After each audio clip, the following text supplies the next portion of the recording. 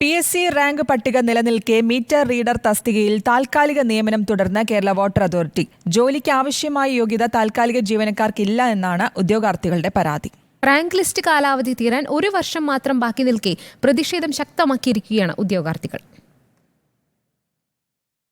2022 metre reader തസ്തികയിൽ 558 പേരടങ്ങുന്ന rank list PSC പ്രസിദ്ധീകരിച്ചത്.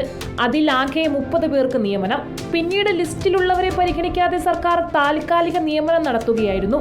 ഉദ്യോഗാർത്ഥികൾക്ക് ലഭിച്ച വിവരാവകാശ കണക്ക് പ്രകാരം റാങ്ക് ലിസ്റ്റ് പ്രസിദ്ധീകരിച്ച സമയത്ത് 1050 ജീവനക്കാരാണ് താൽക്കാലികമായി ഉണ്ടായിരുന്നത്. എന്നാൽ ഇപ്പോൾ 2700ഓളം പേർ മീറ്റർ റീഡർ തസ്തികയിൽ ജോലി ചെയ്യുന്നു.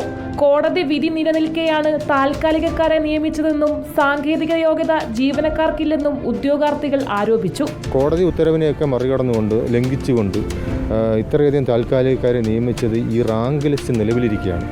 TSR റൂളിനെ പൂർണ്ണമായി അട്ടിമറിച്ചു എന്ന് ഞങ്ങൾ ഉന്നയിക്കുന്നുണ്ട്. അതിൻ്റെ ഉത്തമ തെളിവ് ഈ താൽക്കാലികമായി ജോലി ചെയ്യുന്ന ഒരു വ്യക്തിക്കും യോഗ്യതയില്ല എന്നുള്ളതാണ്. ഈ ടെക്നിക്കൽ തസ്തികയിൽ ജോലി ചെയ്യണമെങ്കിൽ അതിൻ്റേതായിട്ടുള്ള യോഗ്യത നേടി സർട്ടിഫിക്കറ്റ് നേടിയവർക്ക് മാത്രമേ താൽക്കാലികമായി പോലും ജോലി കൊടുക്കാവൂ എന്ന് പറയുമ്പോഴും ഇവിടെ യാതൊരു യോഗ്യതയുമില്ലാത്ത ആൾക്കാരെയാണ് ഇവിടെ റീഡറായിട്ട് നിയമിച്ചിരിക്കുന്നത്.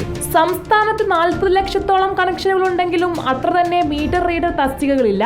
ലിസ്റ്റിലുള്ളവരിൽ ഭൂരിഭാഗവും PSC പരീക്ഷ എഴുതുന്നതിനുള്ള പ്രായപരിധി കഴിഞ്ഞവരുമാണ്. അതേസമയം സ്മാർട്ട് മീറ്റർ എത്തിയതോടെ മീറ്റർ റീഡർ ആവശ്യമില്ലെന്നാണ് വാട്ടർ അതോറിറ്റിയുടെ നിലപാട്.